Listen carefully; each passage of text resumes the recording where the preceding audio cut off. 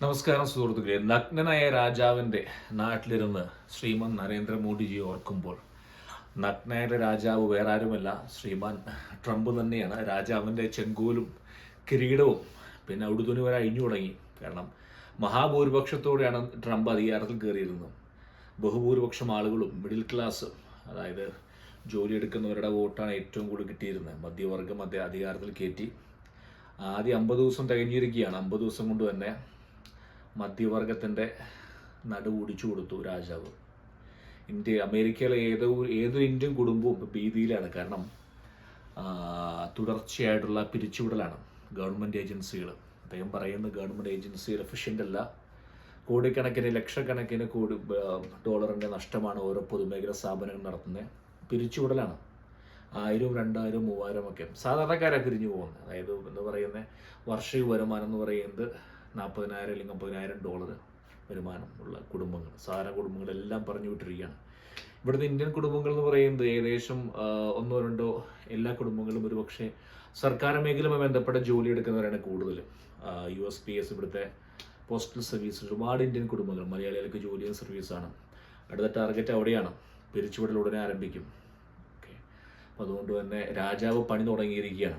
ഇപ്പോഴാണ് നമ്മൾ തീരുമാനിക്കേണ്ടത്, നമ്മൾ സ്മരിക്കേണ്ടത് ആരെ?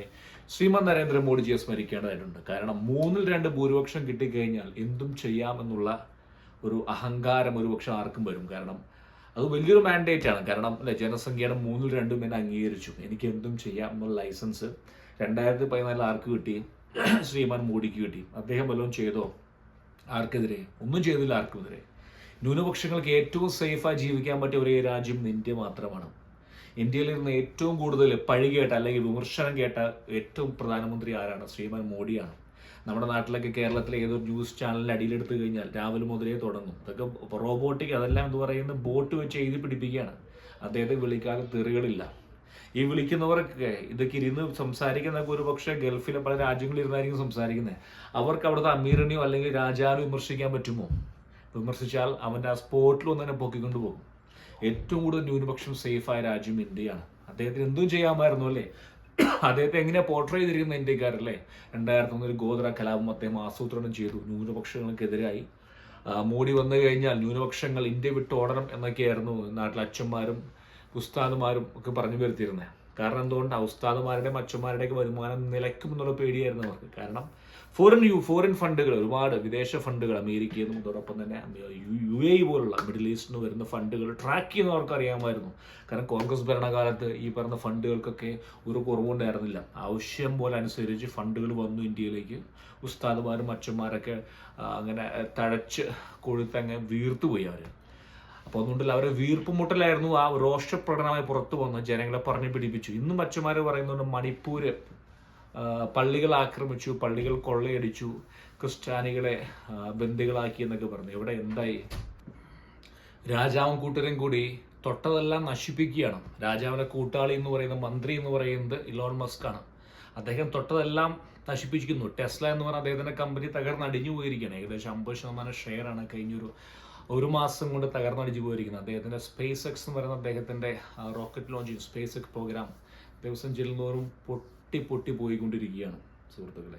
പിന്നെ ഇന്നലെ അദ്ദേഹത്തിൻ്റെ ട്വിറ്റർ എക്സ് പ്ലാറ്റ്ഫോമിന് അദ്ദേഹം ഏറ്റവും വലിയ സൈബർ അറ്റാക്കിന് ഇടം കൊടുത്തിരിക്കുകയാണ്. ഇതെല്ലാം വരാൻ കാരണം എന്ന് പറയുന്നത് അമർഷരായ ജനങ്ങളുടെ ഒരു രോഷപ്രകടനമാണ്. കാരണം അമേരിക്കയിലെങ്ങും രോഷപ്രകടനമായിരിക്കുകയാണ്. കാരണം ജനങ്ങൾ പ്രതീക്ഷിച്ച പോലെ ആയിരുന്നില്ല. എന്നാൽ ട്രംപ് വളരെ വ്യക്തമായി പറഞ്ഞിരിക്കുന്നു, അമേരിക്കയിൽ ഒരു പക്ഷേ റിസഷൻ വരാൻ സാധ്യത കാണുമെന്ന് അദ്ദേഹം പറഞ്ഞിരിക്കുന്നത്. അയൽ രാജ്യങ്ങളായിട്ടുള്ള മെക്സിക്കോയോടും കാനഡയും തകർക്കാനുള്ള ശ്രമങ്ങളുമായി രാജാവ് മുന്നോട്ട് പോകുന്നു. യൂറോപ്പിലെ രാജ്യങ്ങളുമായി യുദ്ധം പുറപ്പാടാണ്. ഇവിടുന്ന് വൈറ്റ് ഹൗസിൽ നിന്ന് ഉക്രൈൻ്റെ പ്രധാനമന്ത്രിയെ ഇറക്കി വിട്ടു. ഇന്ത്യയിൽ നമ്മൾ കണ്ടതാണ്. ഇന്ത്യയിലെ കാലിലും കയ്യിലും ചങ്ങലയിട്ട് രാജാവിൻ്റെ ആളുകൾ ഇന്ത്യക്കാരെ പറഞ്ഞയച്ചിരിക്കുന്നത്. മാനുഷിക പരിഗണന എന്നുള്ള അവസാനിച്ചിരിക്കുകയാണ് അമേരിക്കയിൽ. രാജാവിൻ്റെ ഭാഗത്ത് അങ്ങനെ ഒരിക്കലും പ്രതീക്ഷിക്കേണ്ട ആവശ്യകതയില്ല.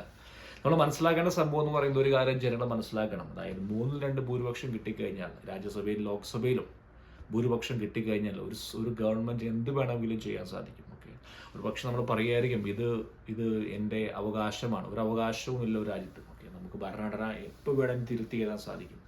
അതാത് രാജ്യത്തിൻ്റെ ആവശ്യകതയ്ക്കനുസരിച്ച് ഭരണഘടന മാറ്റി എഴുതാൻ സാധിക്കും ഭരണകക്ഷികൾക്ക്. എന്നിട്ട് പോലും ശ്രീമൻ നരേന്ദ്രമോദിജി ഒരു കാലഘട്ടത്തിൽ പോലും ഭരണഘടനയിൽ ന്യൂനപക്ഷങ്ങൾക്ക് കൊടുക്കുന്ന അവകാശങ്ങൾ ഒന്നും അദ്ദേഹം പൊളിച്ചെഴുതിയിട്ടില്ല, അല്ലെങ്കിൽ എടുത്തു കളയുന്ന ആവശ്യപ്പെട്ടിട്ട് പോലുമില്ല.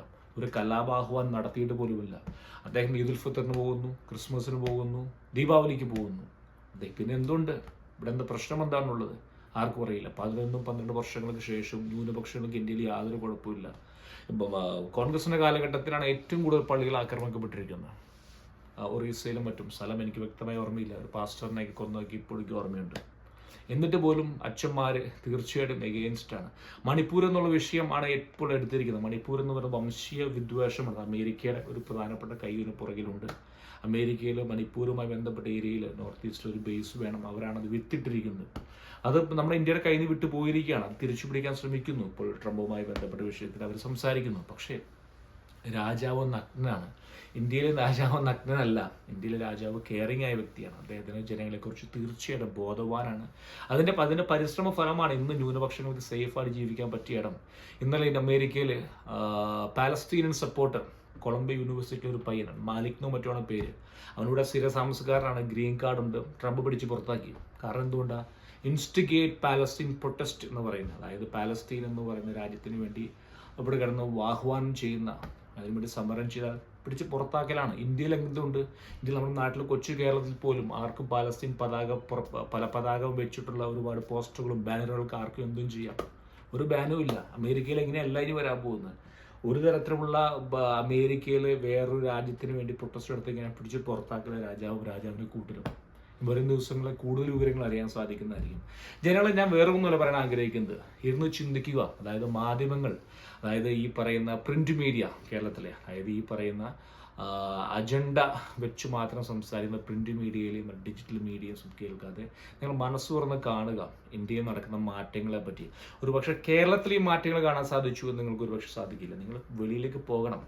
ഞാൻ ഇന്ത്യയിലായിരുന്ന കാലഘട്ടത്തിൽ ഇന്ത്യയിൽ മുഴുവൻ സഞ്ചരിച്ച വ്യക്തിയാണ്. എൻ്റെ ജോലിയുടെ ഭാഗമായിട്ട് ഞാൻ ഗുജറാത്തിലും മുഴുവൻ ട്രാവൽ ചെയ്തിട്ടുണ്ട്. അഹമ്മദാബാദ്, വഡോദര, ബറോഡ, രാജ്കോട്ട്, സൂറത്ത്, എല്ലാ സംസ്ഥാനങ്ങളും പോയിട്ട് വ്യക്തിയാണ്. ഈ നോട്ട് ബന്ദിയുടെ സമയത്ത് ഞാൻ ഗുജറാത്തിലുണ്ടായിരുന്ന വ്യക്തിയാണ്. ഞാനന്ന് അഹമ്മദാബാദിൽ നിന്ന് ഞാനന്ന് ഉദയ്പൂർക്ക് ട്രാവൽ ചെയ്യുമായിരുന്നു. തിരിച്ചു വരുമ്പോൾ എൻ്റെ വണ്ടിയുടെ ഡ്രൈവർ ഒരു മുസ്ലിം പയ്യനായിരുന്നു. അവൻ പറഞ്ഞത് ഹമാര മോഡിനെ കിയാ നോട്ട് ബന്ദി, ഉസ്നെ കിയാ തോ അച്ചായ ഹോ ജായക. അതായത് നമ്മുടെ മോഡിയാണ് നോട്ട് നിരോധിച്ചിരിക്കുന്നത്. അതിന് പുറകിലെ കാരണം ഉണ്ടായിരിക്കും. കാരണം നരേന്ദ്രമോദിജി 15 വർഷത്തോളം ഗുജറാത്തിൻ്റെ മുഖ്യമന്ത്രിയായിരുന്നു. ഗുജറാത്തിലെ ഡെവലപ്മെൻറ്റ്, അതിൻ്റെ ബെനിഫിറ്റ് നല്ലൊരു ശതമാനം കിട്ടിയിരിക്കുന്നത് അവിടുത്തെ മുസ്ലിങ്ങൾക്കാണ്. അവർക്ക് യാതൊരു കുഴപ്പമില്ല. കാരണം ബിസിനസ് വന്നാൽ മാത്രമേ ടാക്സ് ഓടിക്കുന്ന പയ്യനാണ്. ടാക്സി ഡ്രൈവർ വരണമെങ്കിൽ, ടാക്സി ഓടിക്കാൻ ഓടാൻ ആൾ വരണമെങ്കിൽ പുറത്തുനിന്ന് ആൾക്കാർ വരണം. നിക്ഷേപ സൗഹൃദ സംസ്ഥാനമാക്കി മാറ്റിയിരിക്കുകയാണ് ഗുജറാത്തിന് അദ്ദേഹത്തിന് കീഴിൽ. കേരളത്തിൽ എന്തുണ്ട് ആലോചിച്ച് നോക്ക് നിങ്ങൾ. പുറത്തുനിന്ന് ആളുകൾ വന്നാൽ മാത്രമേ അവിടെ തൊഴിലുണ്ടാവൂ, ആളുകൾക്ക് അവസരങ്ങൾ ഉണ്ടാവൂ എന്ന് മനസ്സിലാക്കി. അവിടെ ജാതി എന്നുള്ള സംഭവം വരെ മനസ്സിലില്ല. മുസ്ലിം ഏറ്റവും കൂടുതൽ സൗഹൃദത്തോടെയും ഏറ്റവും കൂടുതൽ സന്തോഷത്തോടെയും ജീവിക്കുന്ന സംസ്ഥാനങ്ങളിൽ ഒന്നാണ് ഈ പറഞ്ഞ ഗുജറാത്ത്. ഗോദ്ര കലാപം എന്ന് പറയുന്നത് കേരളത്തിലെ ചർച്ചാ വിഷയം മാത്രമാണ്. ഇനിയെങ്കിലും ചിന്തിക്കുക, തുറന്നു കാണുക ആ മഹാനായ വ്യക്തിയെ, അദ്ദേഹത്തിൻ്റെ പ്രവർത്തനങ്ങളെ. നിങ്ങൾ അംഗീകരിച്ചില്ലെങ്കിലും അധിക്ഷേപിക്കരുത് സുഹൃത്തുക്കളെ.